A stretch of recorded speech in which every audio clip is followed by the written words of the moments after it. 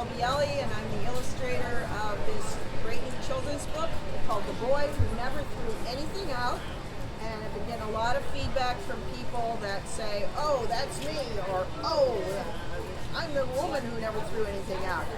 So there's a lot of packrats out there, so this book should resonate with a lot of people.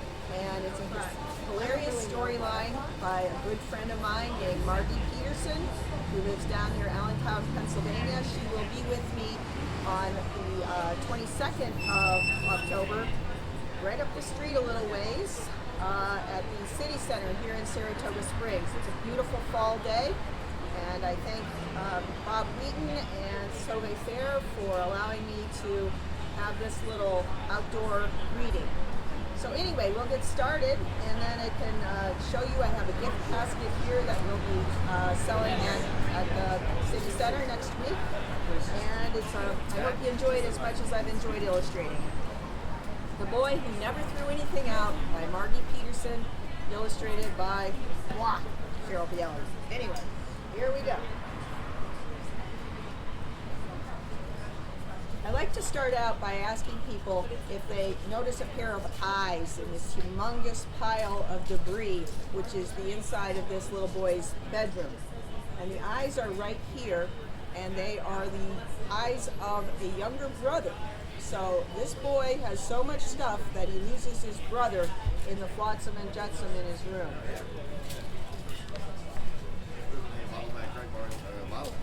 The book is all in verse, which makes it kind of sing-songy and fun for kids. So, in a house on a street in the middle of town lived a boy named Tommy, whose room could be found to hold more stuff than a person should keep if he wants to be able to walk in his sleep. So, kids have a lot of fun with coming up with the rhyming word. Please, folks, sit down if you'd like to. Okay. So these were all done in watercolor, and this illustration was actually not even completed, but it was almost completed in 5 hours when I was here at Soave Faire in April of 2021. So I've been a guest here, and this is my homecoming with the book.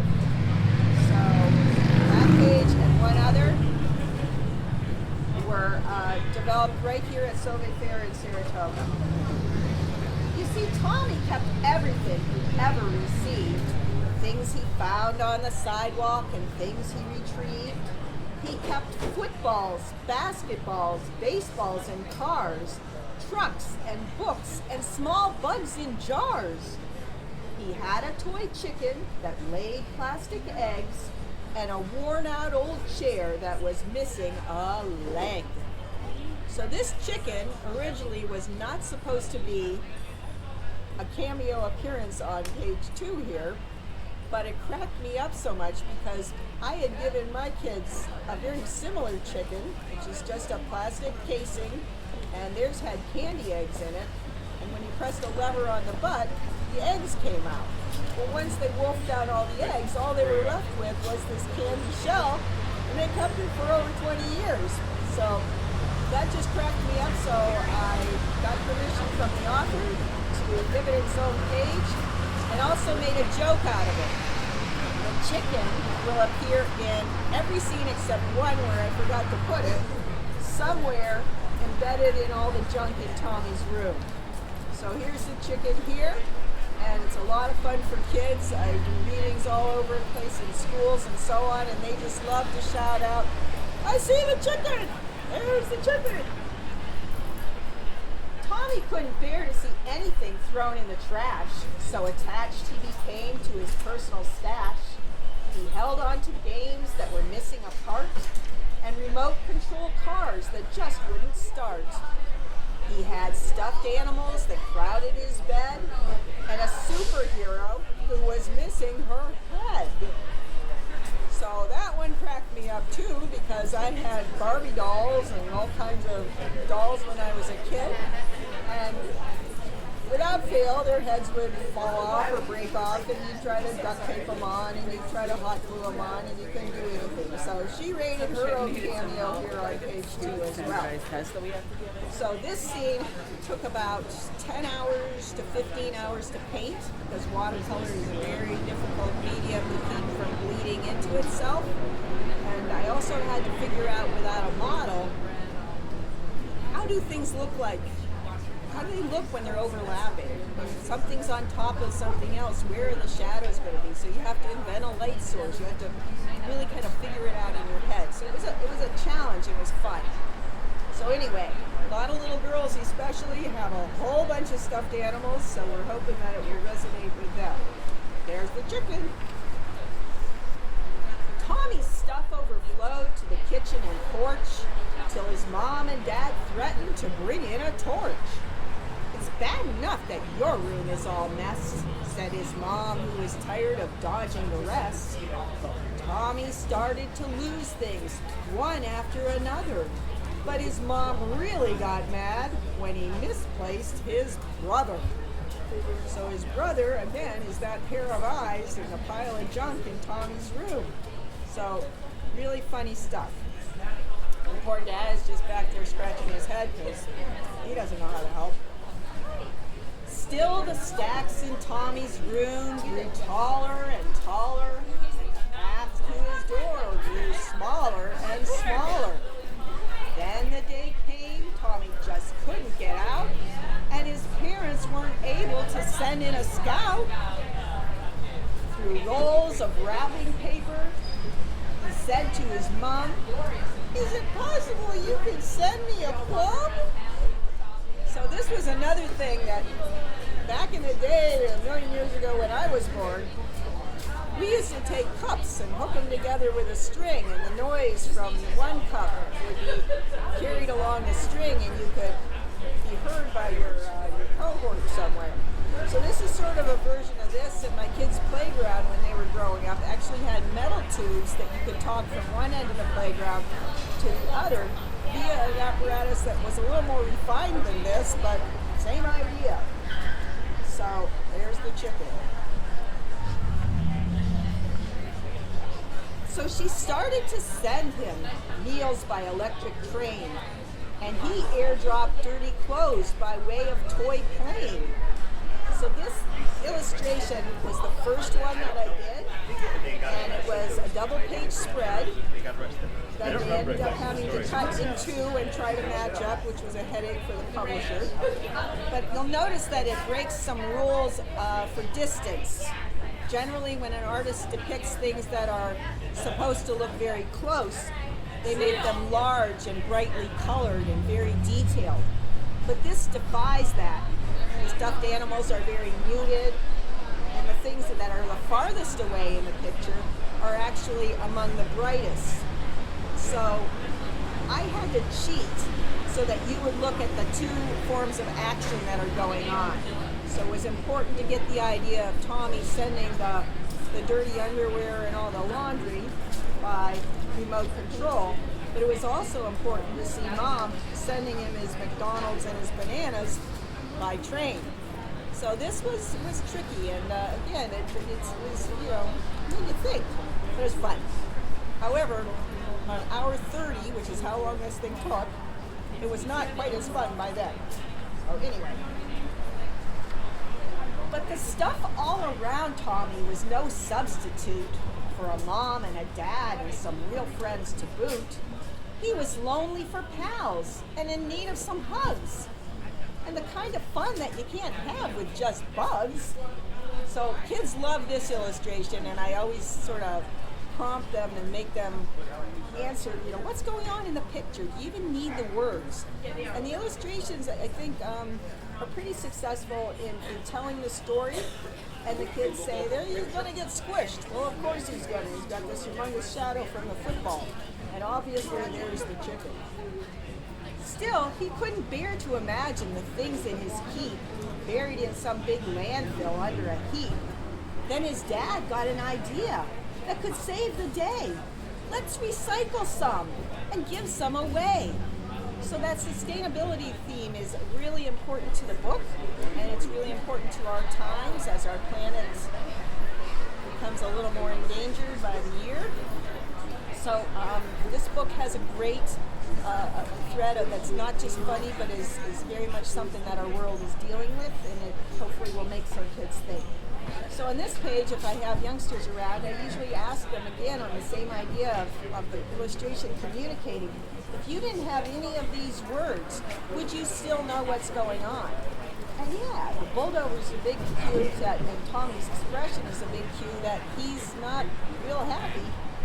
And Dad said, how do you know Dad's having an idea? And the kids proverbially get it because of the light bulb, or he's going like that. So I'm hoping that, even for kids who can't read, they will get a lot of communication just out of the illustrations. And knowing his belongings wouldn't go to a dump made Tommy quite happy, and he started to jump. He and his family pitched into the mess till he was freed from his room and doing his best to pack up the piles in boxes and bags, bound for good homes with plenty of tags. There was a woman that bought the book in Oregon, I believe it was, and she said her grandkids cracked up because they saw this tag that says baby, and they thought they were shipping out babies. It's not, it's baby clothes, but, it is funny. So Tommy's donations of toys made some kids very glad, and recycling the rest made him feel not too bad. So there's his arrival party, and there's the chicken, really, really tiny. The kids find it, believe me, they find it. And then the book goes full circle. We'll try to bend that back. So remember, he was sleepwalking in the beginning in a very dangerous setting because there was so much junk all over the place. Well, he's cleaned up his act, and he's helped the environment, and the landfill was spared from growing quite deep, and now Tommy has room to walk in his sleep.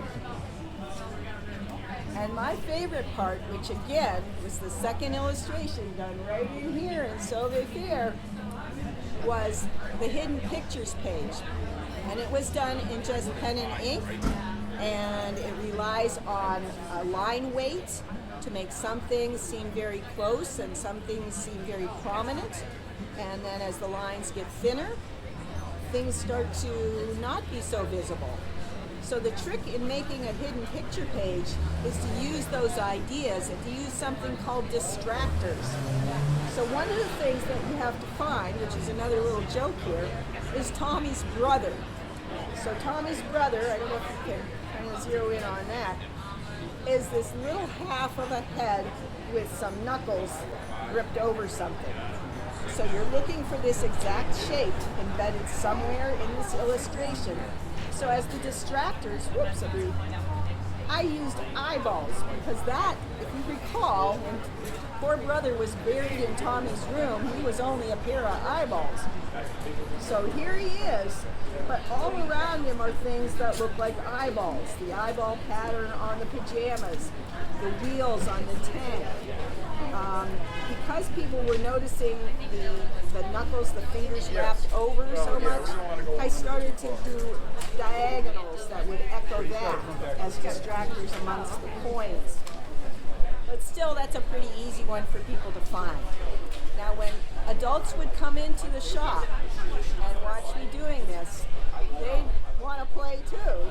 So we had septuagenarians and stuff trying to find all this junk in Tommy's room. And without fail, the adults found one group of objects and the kids found totally opposite objects. So it was fascinating to me to think that our perception must be kind of wired with age. So as we progress in our years, we start to see things a little bit differently, which is super, super interesting. So one that was super hard for adults to find was the man in the moon. Now, if you think about it, the nose projects into space. It has an eye, and it's got a smile. So those are pretty identifiable things. But adults would look at this, and then they'd turn red, and they'd look at it some more, and then they'd laugh and say, I can't find it. orientation might shift. So if I turn the book this way, you might have a better idea of spotting that profile of the man in the moon. So the man in the moon is right here, and of course he is, because why would the pillow have a chunk on it? You know, so you have to sort of figure out when you're doing one of these, what shapes in the negative space of the picture, the background areas, the less interesting parts that you're not supposed to look at. How can I hide an object in those areas? So this is a good example, and then we'll close out. The hammer is fairly easy for most people, but it's a little tricky because it's inverted. But the bedpost is a perfect shape to embed the handle of the hammer. You have to look a little closely. The claw of the hammer is nested in by the bear's ears, but this part doesn't make any sense at all. So if you are detail oriented, and sometimes accountants and people who have to deal with fine details are really, really good at hidden pictures. So interesting psychology of art there. So that's an extra plus in the book, a lot of fun for kids of all ages. And on the last page are some discussion questions, both thematic questions, like what does it mean when you say you throw something out? Where is out? Because really when you throw something out, you're still messing with Mother Earth. So there's a lot of questions to make kids cognizant of the world that they're inheriting and what they can do to help. And then there's also some art questions. We talked about line weight and shading, things that make things pop out as opposed to making them recede. And here's a little plug too. We were talking about this indoors, is that the videos of me working on the hidden picture, I believe, are still able to be viewed on YouTube. So there's a little plug for a good friend, Bob Wheaton, who has worked very hard to make videos of Saratoga and videos of visiting artists available for people to see. So the last thing that's kind of fun is the back cover. And there you have our two accidental lead characters, a headless superhero, and of course the plastic chicken waving goodbye, and instead of walking into the sunset, walking out of the sunset. But anyway, and then all Tommy's junk becomes the landscape a la the Wild Wild West. So it's a wild ride, it's a lot of fun, and it's available on Amazon, Barnes & Noble, IndieBound Books, or the author, Margie Peterson, or myself, both have Facebook pages and websites that you can order and receive a discount. Might help you out a little bit. So I'll just show this. I don't know if you can get that. Is that working? Okay. And so you are able to contact us. I have a little business called Mrs. B's Petite Gallery and Studio, and you can find it on Facebook. There's a million Mrs. B's art, but I'm the big one. Oh. So you can check that out, and I'd be happy to mail it. We'd have to charge for postage, but I don't tack on a lot of shipping time or anything like that. So it's still a little bit of a savings so far for what's out there. So just Google "the boy who never threw anything out." You should find it, and a lot of nice reviews. So thanks for your time.